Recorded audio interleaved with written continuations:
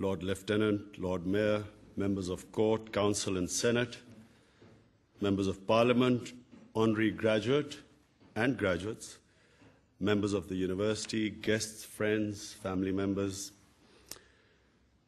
May I, first of all, thank you, Vice-Chancellor, for all that you said in presenting me to the university before this most distinguished congregation. To the University Court, Council and Senate, I express my deep gratitude for the honor that you bestow on me in electing me the 5th Chancellor. I follow 4 very distinguished Chancellors, and I'm delighted to see that my predecessor, Baroness Lockwood, a lifelong champion for equal opportunities and widening participation, joins us here today. I'm also greatly honored to be the first International Chancellor of Bradford University. I feel, for 2 other reasons, that this is a source of great pride for me. One, that in social inclusiveness, Bradford was considered #1 university. I think this is a tremendous achievement. And secondly, in graduate employment, in north of England, it was #1 university and #2 overall in England. So I think you really have conferred a great honor on me to have elected me as your Chancellor. Very briefly to the graduates, I just have a few words of advice from my own experience.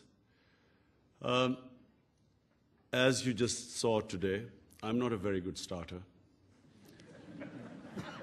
I was always at my most vulnerable when I first went into bat.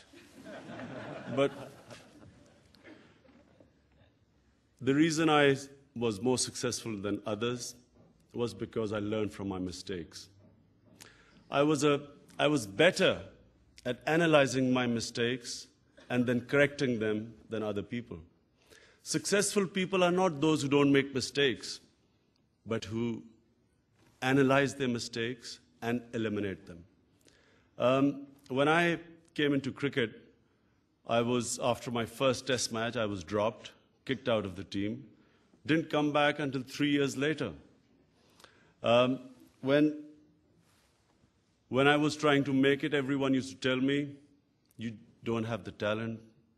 My older 2 cousins, who were my role models, they used to remind me were far more experienced than talented than me at my age.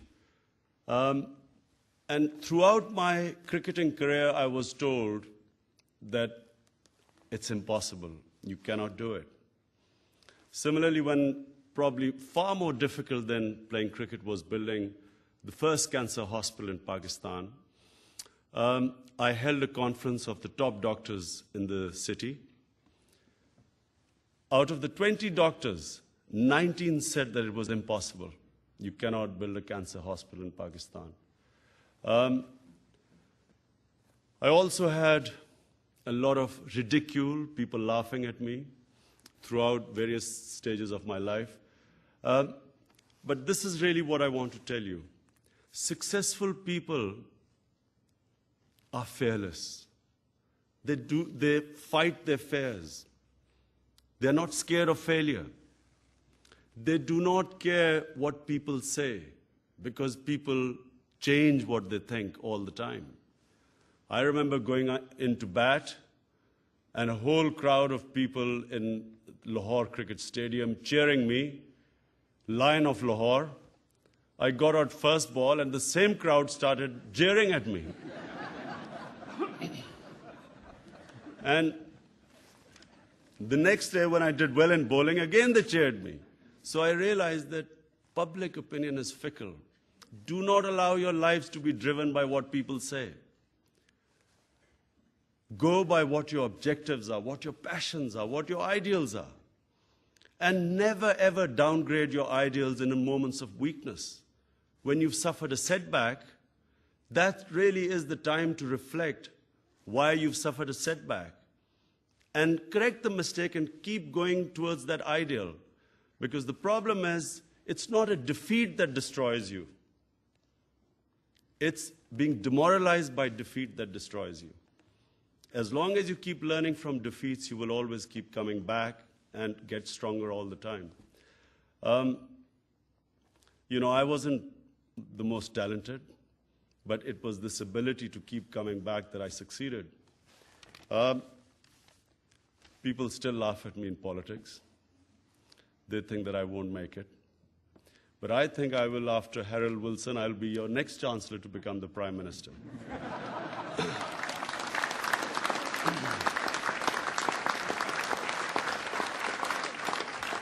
And a final piece of advice, making money, seeking material well-being is fine, but always make money for an objective, higher objective. Never make money your objective, because it is the recipe for unhappiness. Finally, Baroness Amos, thank you for that compliment you paid me. I'm delighted. I'm also delighted that my first conferment of honorary degree as Chancellor has been to you, in recognition of your distinguished contribution to public life, and particularly in the field of equal opportunities and international development. Vice Chancellor, ladies and gentlemen, I thank you all for your attendance and your personal support to myself, despite my poor start. I commit myself fully to my new role as Chancellor.